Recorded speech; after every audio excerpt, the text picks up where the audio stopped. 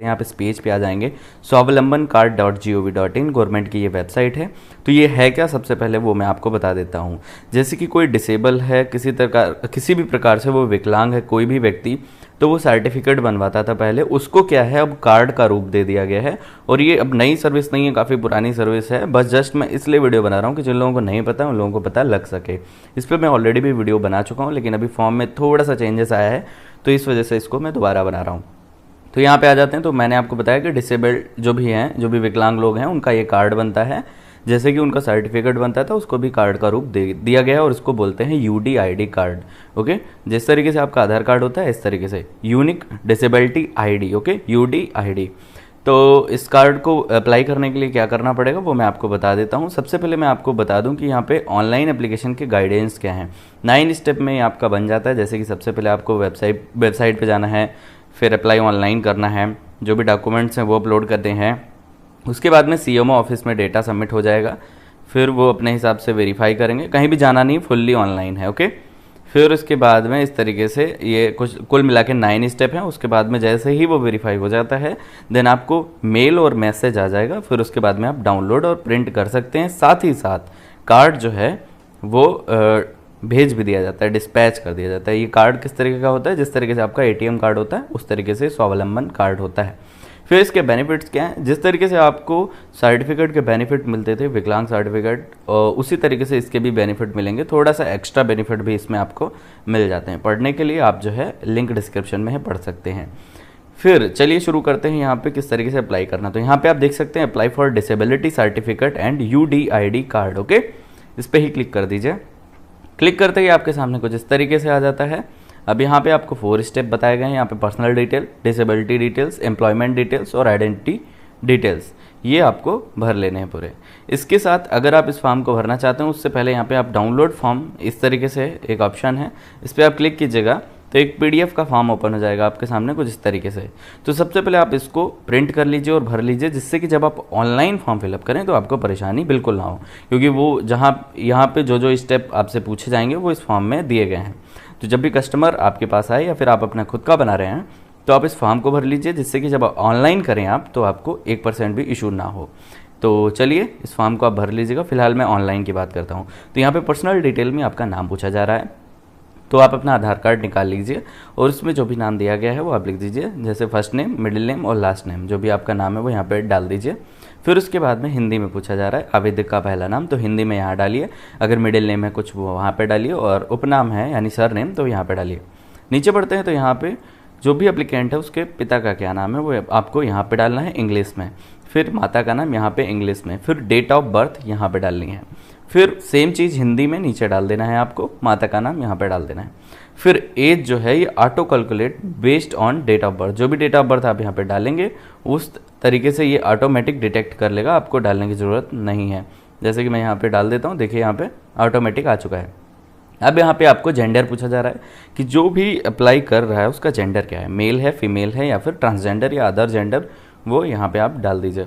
फिर mobile number यहाँ पे डालना हो, और दोस्तों मैं आपसे बता दूँ कि कस्टमर का ही मोबाइल नंबर डालिएगा अगर आप किसी और का अप्लाई कर रहे हैं तो, जिससे कि आपको उसके बेनिफिट्स उसको ही मिलें।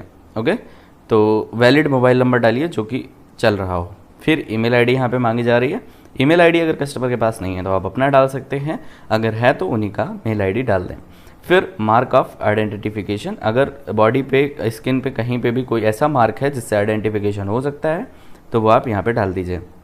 फिर एक बारी और एक्सप्लेन कर देता हूँ मार्क ऑफ आइडेंटिफिकेशन। जैसे कि मान लीजिए किसी के हेड पे थोड़ा सा स्पॉट है तो वो डाल दीजिए स्पॉट ऑन हेड। हाथ में चोट लगी है तो वो मतलब एक आइडेंटिफिकेशन बॉडी का डाल देना है। फिर आगे कैटेगरी है कि आप किस कैटेगरी से बिलोंग करते हैं, जैसे कि जनरल, OBC, SC, ST या अदर, जो भी है वो डाल दीजिए। फिर ब्लड ग्रुप पूछा जा रहा है। अब हो सकता है आपको ब्लड ग्रुप ना पता हो, ना पता है तो आप इसमें कुछ ना डालें, ऐसे इसको ब्लैंक छोड़ दें, क्योंकि पे स्टार मार्क नहीं है इस पर तो ये मैंडेटरी नहीं है। फिर मैरिटल स्टेटस, शादी हो चुकी है या नहीं है वो यहाँ पे डाल देना है। मैरिड हैं, अनमैरिड हैं या फिर विडो हैं या फिर डिवोर्स्ड हैं, और ये इस तरीके से आपको डाल देना है। आगे बढ़ते हैं तो यहाँ पे आपसे पूछा जा रहा है रिलेशन विद PWD। ओके, अब यहाँ पे आपको डाल देना है फादर, मदर, किसी एक को, और उसके बाद में उनका नाम यहाँ पे गार्जियन का लिख देना है, और उसके बाद में गार्जियन का कॉन्टैक्ट नंबर लिख देना है। अब यहाँ पे फ़ोटो मांगा जा रहा है, तो भी जो भी अप्लाई कर रहा है उनका फ़ोटो यहाँ पे आपको अपलोड कर देना है। और फोटो का स्पेसिफिकेशन रहेगा कि JPEG या JPG में होना चाहिए, PNG या GIF में। तो फिलहाल JPEG में मान लेते हैं, JPEG में आपको अपलोड कर देना है और साइज़ 15 KB से 30 KB के बीच में होना चाहिए, जो कि अलाउड है। आगे बढ़ते हैं, सिग्नेचर, थंब इम्प्रेशन या आधार प्रिंट। ओके, तो अगर साइन करते हैं तो सिग्नेचर, और अंगूठा लगाते हैं तो थंब इम्प्रेशन वो आप लगवा लीजिए। और लगवाने के बाद में आपको यहाँ पे अपलोड कर देना है।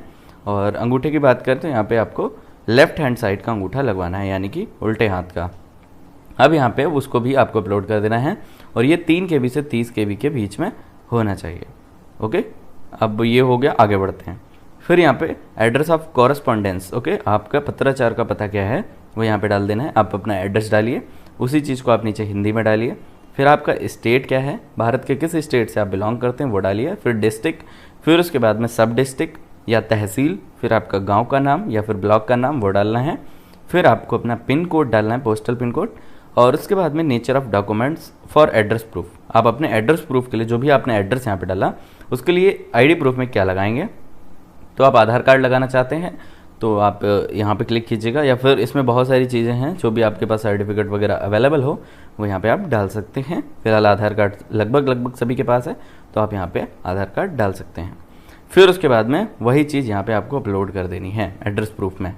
तो आप अपना आधार कार्ड या फिर जो भी आईडी प्रूफ आपने यहाँ पे डाला, इनमें से जो भी आपने चूज किया उसको स्कैन कीजिए। स्कैन करने के बाद में यहाँ पे अपलोड कर देना है। अपलोड करने का तरीका JPEG में 100 KB के अंदर होना चाहिए, 10 से 100 KB के बीच वो डॉक्यूमेंट होना चाहिए जो कि आप यहाँ पे अपलोड करेंगे। फिर आता है परमानेंट एड्रेस। अब अगर आपको परमानेंट एड्रेस और पत्राचार का पता यानी कॉरेस्पॉन्डेंस का एड्रेस सेम है तो आप यहाँ पे सेम पे क्लिक कर दीजिएगा। जैसे आप यहाँ पे टिक करते हैं, जो आपने ऊपर भरा है वो ऑटोमेटिकली नीचे भर जाएगा। या फिर आपका परमानेंट एड्रेस कहीं और का है, मान लीजिए आप कहीं जॉब करते हैं, आपने ऊपर वो एड्रेस डाला और परमानेंट एड्रेस आपके गांव का या फिर जहाँ भी आप रहते हैं होम सिटी वो अलग है तो यहाँ पे आप अलग डाल दीजिए। अगर सेम है तो सेम पे क्लिक कर दीजिए। फिर आता है एजुकेशनल डिटेल, आपने कितनी पढ़ाई कर रखी है उसके लिए आप primary, middle, higher primary, senior secondary, इस तरह जो भी आपने कर रखा है वो, या फिर इलिटरेट हैं तो वो यहाँ पे आप डाल सकते हैं। अब आप इतना डिटेल भरने के बाद जैसे ही आप नेक्स्ट पे क्लिक कर देते हैं, नीचे नेक्स्ट का ऑप्शन है, तो ये आपको ले जाता है डिसेबिलिटी डिटेल्स पे। तो आइए फॉर्म में चलते हैं और आपको बता देते हैं डिसेबिलिटी डिटेल्स में आपका क्या रहने वाला है। तो यहाँ पे देखिए 3rd नंबर में देखिए डिसेबिलिटी डिटेल्स। आप अभी मैं इस फॉर्म को नहीं भर रहा हूँ तो मैं आपको यहाँ पे दिखा दे रहा हूँ, बाकी सेम रहेगा वहाँ पे भी। ओके, तो डिसेबिलिटी डिटेल्स में सबसे पहले पूछा जाएगा कि आपके पास सर्टिफिकेट है क्या। अगर है तो यस कर दीजिए, अगर नहीं है तो नो कर दीजिए। ओके, और अगर आप यस करते हैं तो आपको ये अटैच भी करना पड़ेगा स्कैन करके। यानी काफ़ी जो भी डिसेबल है उनके पास सर्टिफिकेट लगभग 90% लोगों के पास है। ओके, उसके बाद में यह दिखाया तो यहाँ पे उन सर्टिफिकेट का जो भी सर्टिफिकेट नंबर है, रजिस्ट्रेशन नंबर है वो डाल दीजिए। फिर वो कब इशू किया गया है, डेट ऑफ इशू उसी सर्टिफिकेट पे दी गई होगी। फिर कितने परसेंटेज का डिसेबिलिटी है वो परसेंटेज डाल दीजिए। फॉर एग्जाम्पल 30% है, 40% है, 50% या जितना भी। फिर उसके बाद में उसको इशू किसने किया था, मतलब जो आपके पास सर्टिफिकेट है वो किसके द्वारा इशू है, किसी मेडिकल अथॉरिटी ने इशू किया या फिर CMO ने।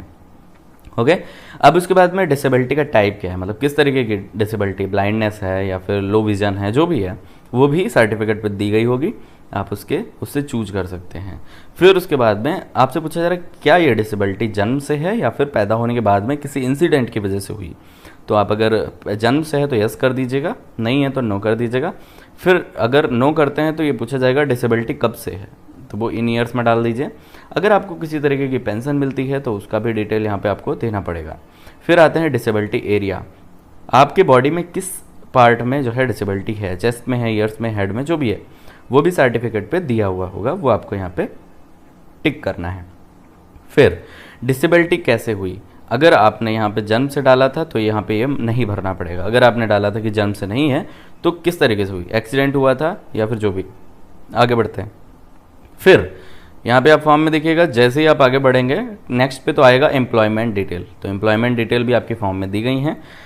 तो एम्प्लॉयड हैं कि नहीं है वो आपको यहाँ पूछा जाएगा कि आप कोई काम कर रहे हैं या नहीं। अगर कर रहे हैं तो पूछा जाएगा आप क्या काम कर रहे हैं, कहाँ पे जॉब करते हैं या फिर खुद का बिजनेस क्या है, वो सारी डिटेल। फिर उसके बाद में आपकी इनकम की डिटेल, पिता की इनकम डिटेल, अगर आपकी कोई पत्नी है या फिर महिला है तो उसका कोई पति है तो उनकी इनकम सारी यहाँ पे आपको देनी पड़ेगी। अगर आप यहाँ पे नो कर देते हैं तो ये डिटेल्स आपको नहीं भरनी पड़ेगी। आगे बढ़ते हैं तो लास्ट में यहाँ पे आता है आइडेंटिटी डिटेल्स यानी 4 नंबर। तो यहाँ पे आइडेंटिटी डिटेल्स में आप देख सकते हैं कि आपको आईडी प्रूफ में क्या क्या देना है, आपको साथ में क्या क्या अटैच करना है।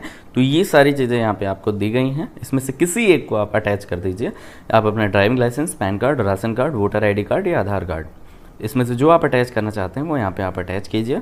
फिर उस आईडी का आईडी प्रूफ नंबर जो भी है वो, जैसे आधार कार्ड मैंने यहाँ पे मान लीजिए चूज किया, तो आधार कार्ड का नंबर मुझे डालना पड़ेगा, इस तरीके से डाल दीजिए। फिर यहाँ पे आपसे पूछा जा रहा है TIN, ओके, ये आपको नहीं भरना है, 10 नंबर। फिर उसके बाद में आपसे पूछा जा रहा है एनी अदर स्टेट ID, तो वो है तो डाल दीजिए, नहीं है तो छोड़ दीजिए। ठीक है, आपने आधार कार्ड नंबर डाल दिया और आगे बढ़ते हैं। अब यहाँ पे डिक्लेरेशन फॉर्म होगा एक, यहाँ पे आपका नाम ऑटोमेटिकली आ जाएगा और ये सारी चीज़ें ऑटोमेटिकली आ जाएंगी।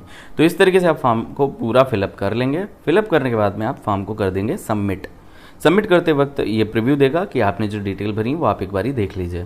तो एक फॉर्म आपके सामने ओपन होकर आएगा जिसमें आपकी सारी डिटेल्स होंगी। अब आपको जो भी डिटेल्स आपने भरी हैं वो एक बारी आपको चेक कर लेनी है कि आपको यहाँ पे जो भी डिटेल हैं वो सही हैं या नहीं हैं। तो सारी डिटेल अगर आपने चेक कर ली, उसमें से आपको कुछ लग रहा है कि आपने कुछ गलत भर दिया है, तो आप उसको एडिट भी कर पाएंगे। अब आता है फाइनल सबमिट। जैसे आप एडिट कर लेते हैं और सारी चीज़ें सही हैं, तब आप फाइनल सबमिट कर दीजिए। और एक बात को ध्यान में रखिएगा, फाइनल सबमिट होने के बाद में डिटेल्स एडिट नहीं हो पाएंगी। ओके, तो ये आपने कर लिया।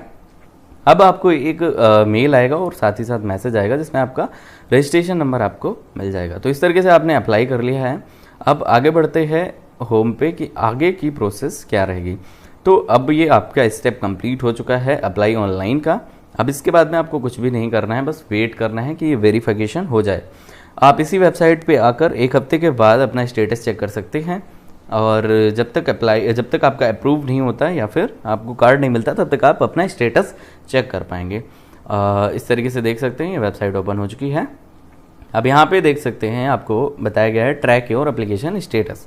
आप इस पर ही क्लिक कर दीजिएगा जब भी आप दोबारा इस वेबसाइट पे आएँ। अब आपको जो मैंने बताया कि यहाँ पे एनरोलमेंट नंबर यानी रजिस्ट्रेशन नंबर आपको जो भी मिला वो यहाँ पे आप डालिए, गो पे क्लिक कीजिए, तो आपको बता देगा कि अप्रूव हुआ है या नहीं हुआ, या फिर इस समय किस प्रोसेस में है वो। जैसे ही आपको मैसेज आता है कि आपका अप्रूव हो चुका, अब आप अपना जो भी है UDID कार्ड्स को है डाउनलोड कर सकते हैं।